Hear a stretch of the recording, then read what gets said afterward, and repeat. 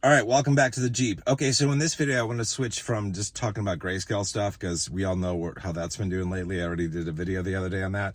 I figured I'd do one and talk about relationships and how they affect investing, because I've heard from a YouTuber several times that in order to be successful as an investor, you need to have a successful relationship. And so I just want to give my thoughts on that and call that out as being BS, in my opinion. I'll explain why. But first, before I do that, somebody made a comment on a previous video I put out, and because they've noticed, like in past videos, I've had a sweatshirt on, and they're like, "That looks like a comfy sweatshirt. Like, what is it? And where'd you get it?" Okay, so this is the sweatshirt they're talking about. So I'm looking at this thing. It has no tags on it. There are no tags on it. I don't even know what brand. I mean, maybe it's hidden somewhere. I don't know. There's like something written, made in China, like most stuff is. I bought this thing on Amazon. Okay, so maybe I'll search through my Amazon history and figure out what it is. It's probably some off-brand name that might not even be there, but that's what it is. Okay, so let me talk about the relationship thing. So this whole idea that in order to be successful as an investor, you have to first have a successful relationship. Well, I would say this is very elitist, because what about all the single people out there who are investors?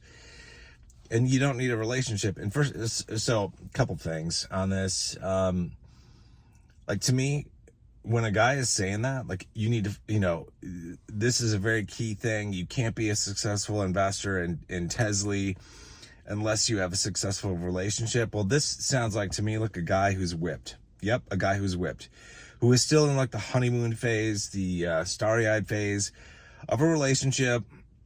It will do whatever it takes to please his woman. That's what it sounds like to me. Just my opinion. It's just, you can interpret it as you will, but that's what it sounds like to me.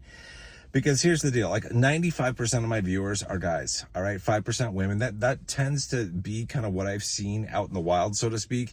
When I talk to people about investing, rarely do I come across women who are into investing. It's pretty rare. I don't know why, whatever. I'm not here to judge. It's just, that's the way it is. So most of you who are watching this are going to be guys. So guys, like if you've had a relationship, think about it. If you've had a girlfriend, or if you've been married and had a wife, you spend more money in a relationship than you otherwise do when you're single, right? You spend more money on, I don't know, the electricity bill because vibrators got to be recharged. You spend more money on travel, on concerts, on food, all that kind of stuff, right? More money, right? And presents and gifts, and you know the drill. Okay, so as a guy who's in a relationship, your expenses are higher than what they are when you are single. So if you are a guy and you are looking to invest, just do the math. Like, you have more money to invest if you're single, right? You don't need a relationship. Now, does a relationship help you in investing? This is a good one to think about. Think about this. If you're a single guy and you're getting your game on, trying to learn as much as you can about investing because you want to get wealthy, right? You might be reading a lot of articles online, watching a lot of videos on YouTube, being on Reddit, whatever, wherever, right? You're doing your research, right? And you're making it happen. So if you're in a relationship, well, if you're doing that too much, what's going to happen? What is your wife going to say? What is your girlfriend going to say? Why are you spending so much time doing that? Why aren't you spending more time with me? You're neglecting me. You're not paying attention to me, right? That can happen, right? Okay, so you got more free time to do what you want as a single person versus somebody who's in a committed relationship, right? So it doesn't, I look at that and I go, well, to me, it seems like you could be more successful as an investor being a single person than being somebody in a relationship. Not that relationships can't be great, right? There are a lot of good ones out there, right? But there are also a lot of bad ones out there. Anybody who's gone through a breakup, gone through a divorce knows it's not fun, right? And it can really destroy your wealth if you get divorced. So yeah, so I don't agree with this at all. This statement that you need a successful relationship in order to be a successful investor. I think that's dumb. That's dumb. But there are a lot of things that I've heard that I think are dumb, and this is just one of them. So I don't think that at all. Obviously, when you are in a relationship with somebody and there is like, it's when you have a really good, healthy one, you have a healthy support network, well, then you've got more motivation to do things, right?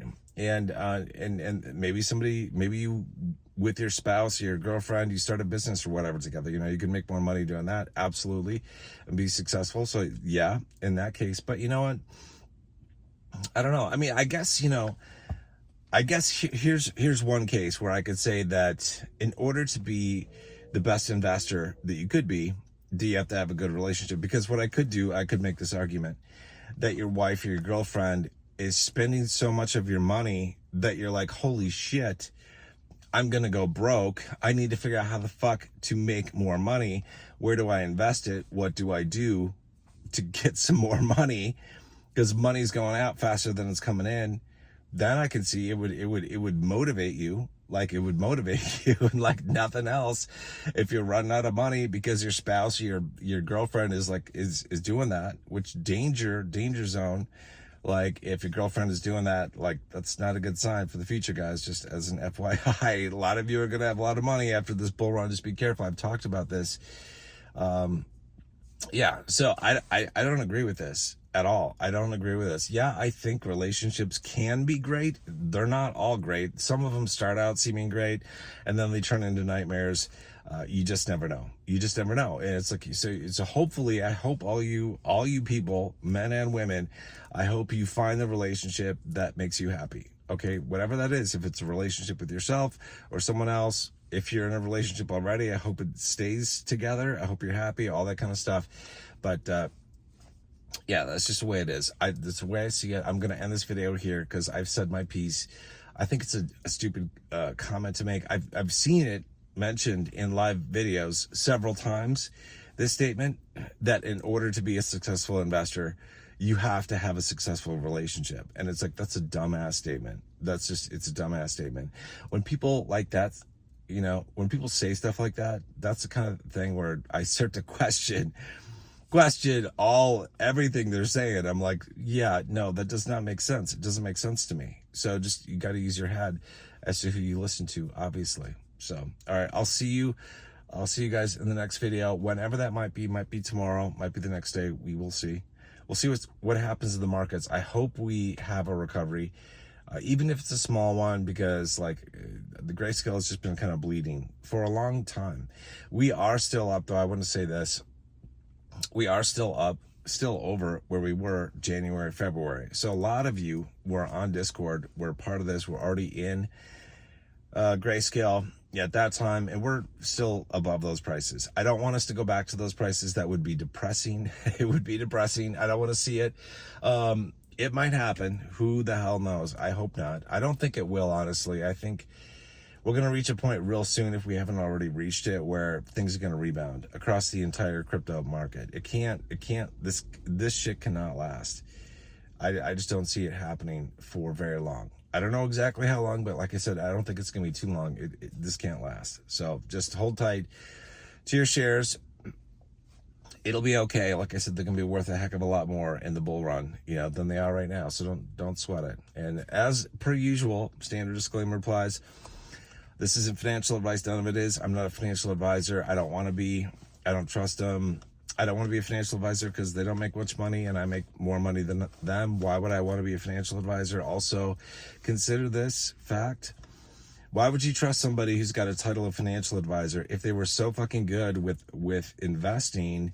Why do they still have a 9-to-5 job? Because if they were so good, they would be financially independent and retired and would not have a title of financial advisor anymore. Something to think about. Food for thought. From a homeless kind of Jeep. See you soon.